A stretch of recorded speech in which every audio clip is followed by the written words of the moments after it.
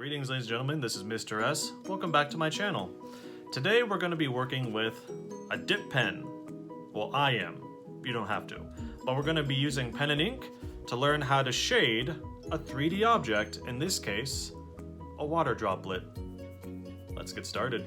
Alright, ladies and gentlemen, let's go ahead and get started. So we're going to be making a water droplet today in pen and ink. So the tendency with a lot of people, myself included, is to want to just go ahead and just run right into the final drawing and the final inking. But what I've found over the years is what works a lot better is to make yourself a thumbnail or a rough drawing first. So I'm going to do the rough drawing right over here. So we'll zoom in here. The nice part about the rough drawing is it's just there for guidance. You don't have to make it look super spectacular or anything like that. This is just so we can hash out exactly what we're going to do before we start doing the final product. So this way there's no trying to figure things out as you go. Whenever possible, try not to do that. It'll save you a lot of headaches, trust me, I know. So the teardrop shape, water drop, teardrop, same thing. It is skinny right at the top because all the gravity is weighing down on the bottom and making it bulge out just like a upside down balloon. You can think about it that way too. Now from here, we would then need to figure out exactly how we're going to apply the shading onto here, because it's not as straightforward as you might think initially. Basically, we're working with the idea that we want this whole object to be three-dimensional in appearance. It's not going to literally be three-dimensional, but we can apply our shading with pen and ink in such a way that it would simulate reality. So to do that, what I actually like to do is I like to do what's called contour lines. A contour line is basically a line that simulates the appearance of how the shading is going to look on the final object. These lines wrap around the object in a three-dimensional way. If we were trying to make this two-dimensional, for instance, I would erase these, and the lines would instead just go like this. These lines would indicate to me that this object is flat, because these are not curving or bending in any way to simulate light wrapping around a 3D object. So instead, I have to imagine that this is a three-dimensional object, and you're taking wire and you're wrapping it around this object. So I'm going to start here, and I'm just going to follow the outside line here. So whatever this is doing, my inside line should copy that. It's going to curve here and move down towards the end of the object. Just like that. So we're simulating the idea that this object is skinny at the top and gets very wide down at the bottom. And then it starts to curve back in on itself. It doesn't just continue to get wider and wider. Hence why the lines are curving in like this. I can then turn the object on its side and draw horizontal lines to show me how the shading would be interacting with this object. Once again, if I just go straight across, then that flattens the object. But since this is spherical down here, the line, rather than going straight across, would be bending around this object, curving around it, because this object is circular in nature.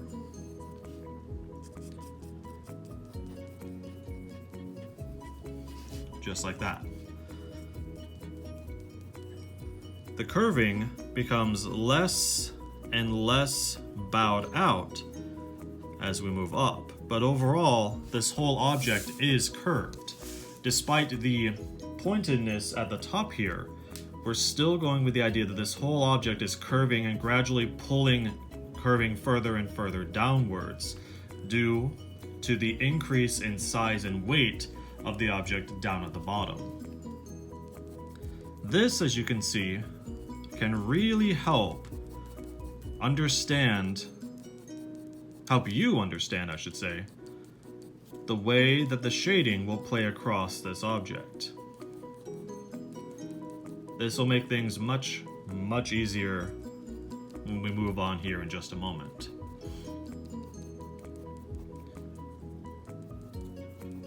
So if I just apply my shading, paying attention to how I drew my contour lines, it makes it look much better. And the best part is, since we're working in pen and ink, I can simply erase these contour lines after I'm done. Remember, contour line means outline.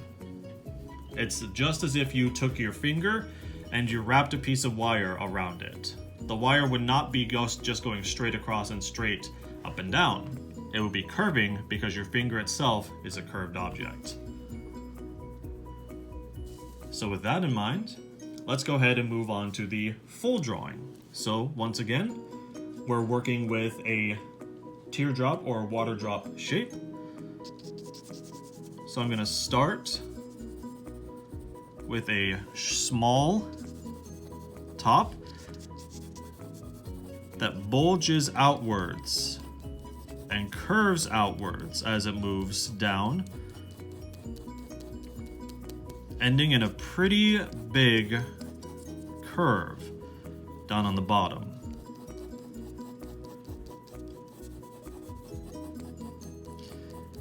You want the curve to be bulging out on the sides and then pulling together at the bottom. So you don't want the bottom to be too flat. You want it to be actually curving down. This will simulate the idea that gravity is playing on this and pulling this water droplet down. This gives the idea that basically the water tension is getting very tense and very tight inside this droplet, and eventually it's going to burst and travel further down whatever surface this is on. So take your time and sketch things out to your liking. As you can see, I love to sketch and sketch and sketch. Most important thing, very skinny at the top, pulling down at the bottom. You want to have this little bulge down here. You don't want it to be just a perfect sphere all the way around. This little tidbits like that will heighten the sense of realism that we're trying to convey. All right. So that's going to do it for the actual sketching out portion. So I'm going to go ahead and ink the outline before I add in my contour lines. So for inking, I'm going to be using a dip pen. You don't have to use a dip pen. You can use literally any type of pen. A ballpoint pen will work just fine. I'm sure you have one of those around the house. But if you want to be real fancy, you can use a dip pen like me. And I've got my ink here. I will say one thing about working with dip ink like this is you don't want to take the container and vigorously shake it around in order to get the ink mixed up.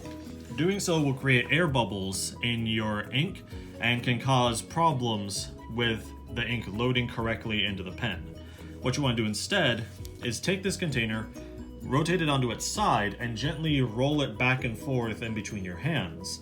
That will gently shake up the ink without causing air bubbles inside the ink itself. Dip it right in, make sure that the chamber is filled up, and then pull it along the side of my container to make sure that there's no excess ink that could drip off and make me very sad and want to go cry. So I'm just going to dip it one more time, and the ink should start to flow. There we go.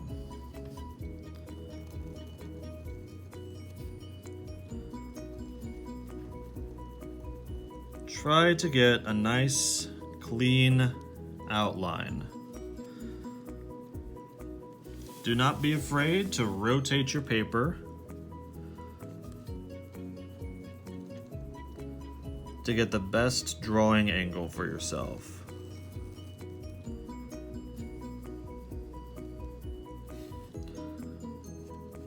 Especially if you're using a dip pen, you always want to be working in a way where you're not going to be touching what you just did. And you can always be working on the perspective that's best for your ink pen, meaning that the chamber, this hollowed portion here, is always facing downwards.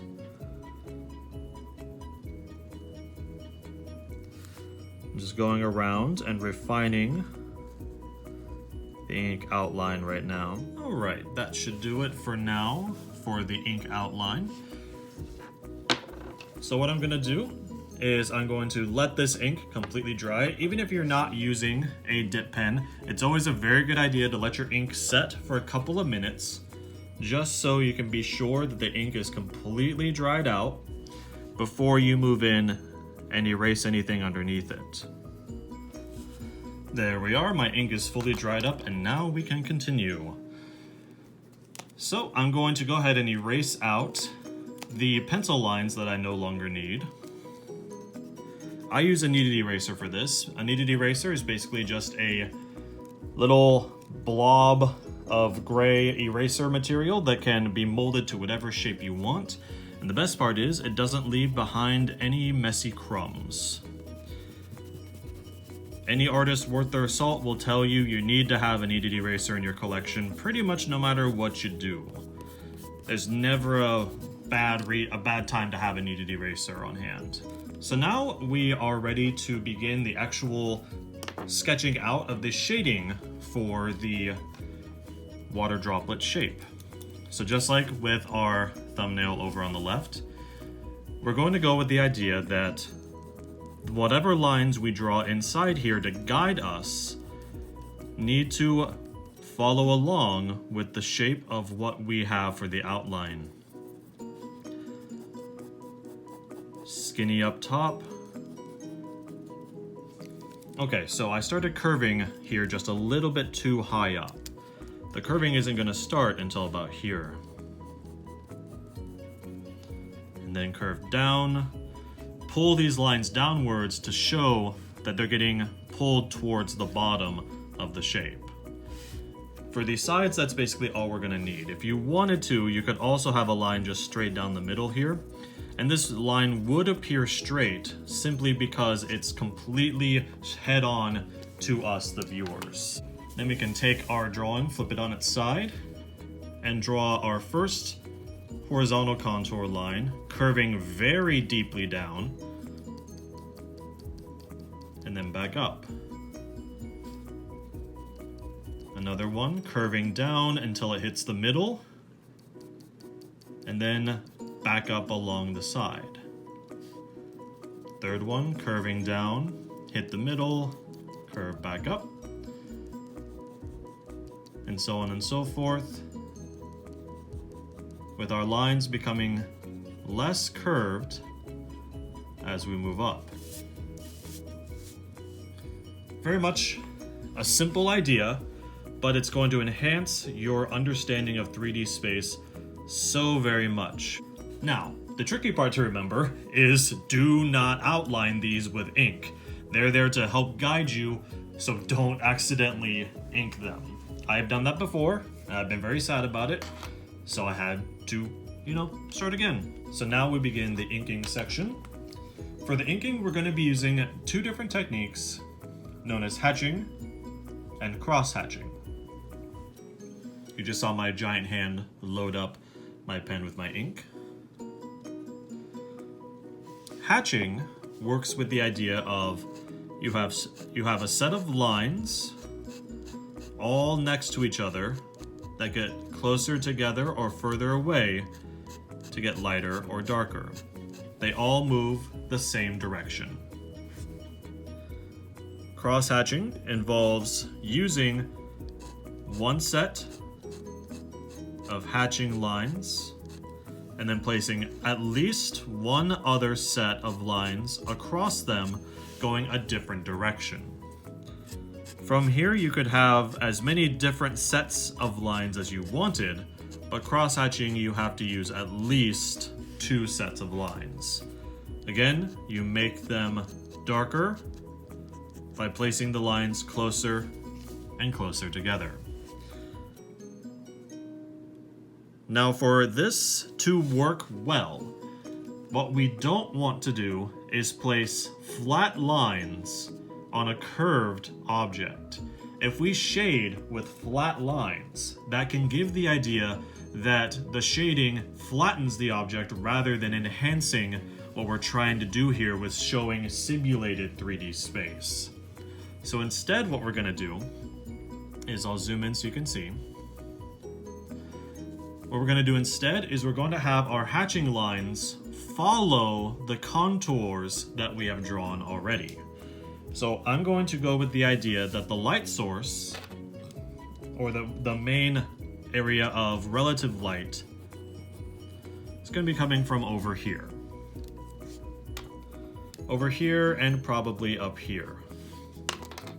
So the main shadow area is going to be over on the left. So I'm going to start here. Instead of drawing straight lines, I'm going to add a set of lines that are curving along the edge of my water droplet in such a way that it follows those lines that I drew for the contour.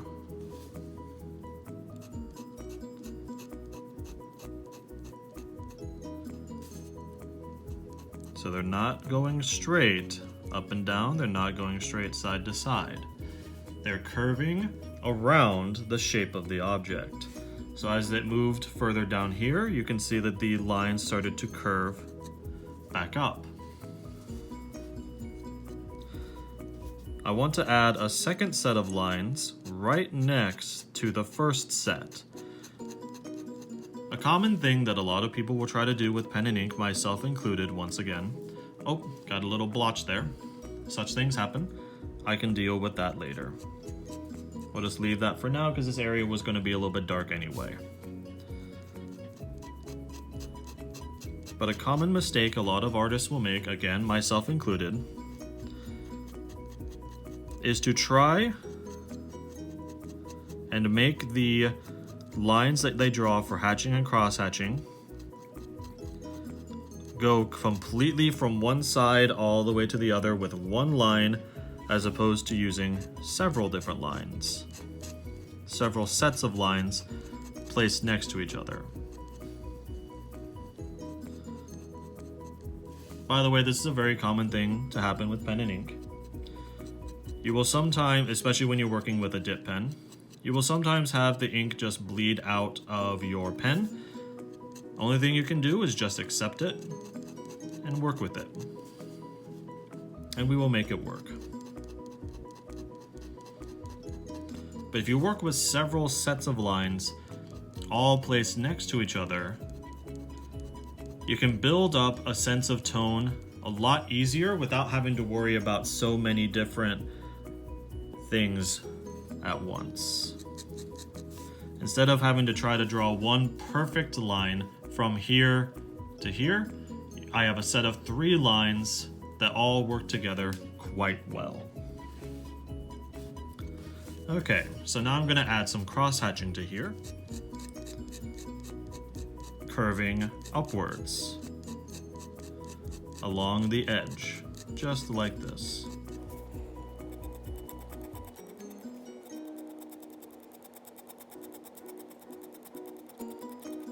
Just be careful and take your time.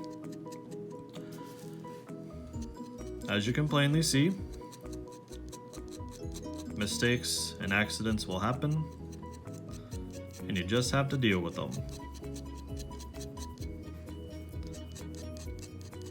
I'll be able to deal with that blotch of black easier once this whole thing has dried. Once that whole spot has dried, I can incorporate that a lot easier.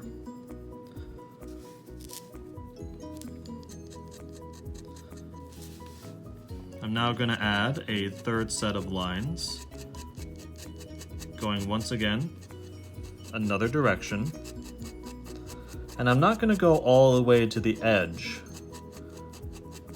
with these lines either. I'm gonna leave a little bit of space there to go with the idea that the light in this water droplet is being bent and refracted all the way around. So we leave some space there. Now that we're basically finished, for now, with the basic shading on the left-hand side,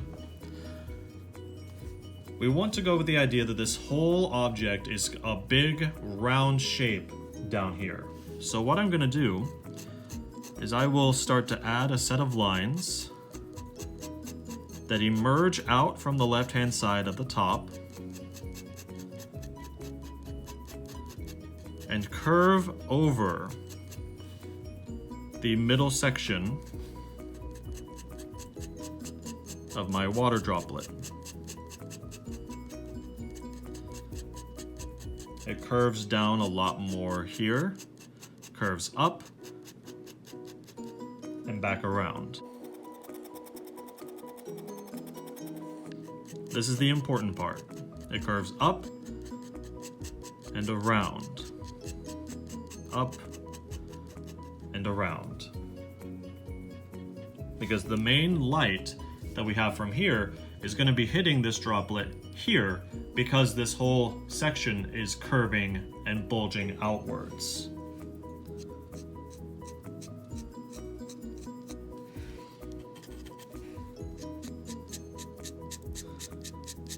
So, as I move around this curved section, the further I get into the middle,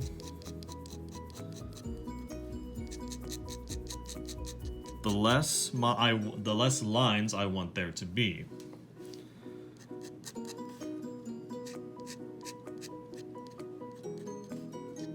I also don't really want to put any lines over on this bottom right-hand section, and I'll show you why in just a moment. But remember, this is where the main light source is going to be hitting on this water drop. So don't put any lines in here. You will just leave the lines going into the middle, and then they stop. You have your lines spread out to the edge, and then stop.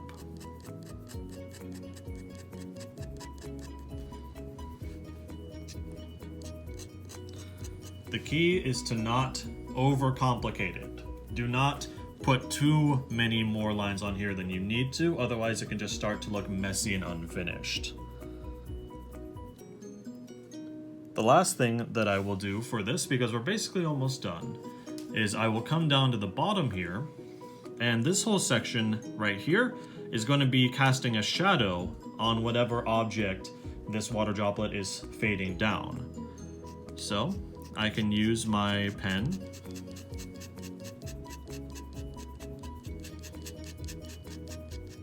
to start dropping in a very basic drop shadow.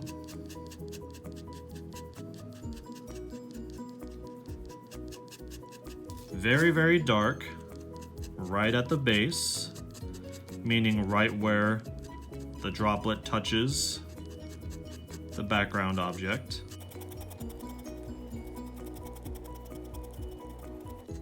And then gets lighter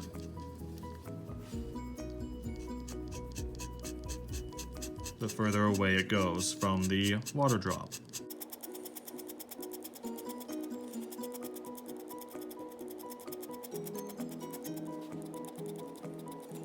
Remember, with hatching and cross-hatching, the key is for your lines to look clean. So your hatching and cross-hatching sets of lines should never be too sloppy, and they should look clean and well thought out, as opposed to you just kind of slapping down lines and hoping that they work. This object is pretty much completed. So what I'm gonna do is I'm gonna wait for this giant blob of black to dry down here, and then I'll show you how I can make this blend more, or blend better, into the whole object. We'll erase out the contour lines and have some final thoughts. Okay, so as you can see, the lines that are pulling out of this blah blah black that I tried to pull earlier are very thick and very broad and stand out from the line art of the rest of the droplet. So what I will do is I will come to these lines and I will crosshatch over them just a little bit more.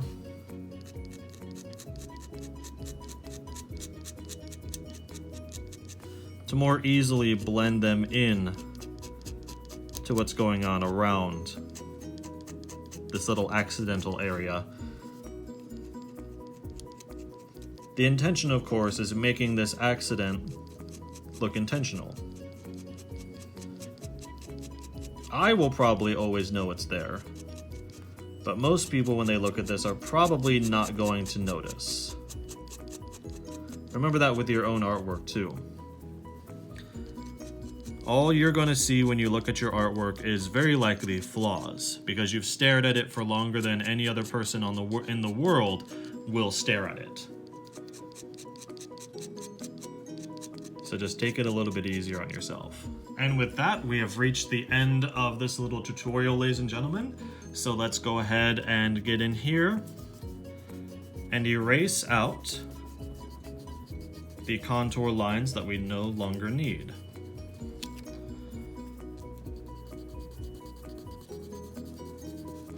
You can see how nice and clean and refined this looks now, especially compared to how it would have looked if I had just tried to just blindly put in these pen and ink strokes. I think it looks far, far better now. And again, you don't need a dip pen for this kind of thing. A simple ballpoint pen or any kind of ink pen you can find will work just fine too. So ladies and gentlemen, I hope you enjoyed this little tutorial. I hope you are staying safe, staying healthy, and finding ways to make each day have meaning and value. Thank you all very much for watching, ladies and gentlemen, and until next time, have yourselves a good day.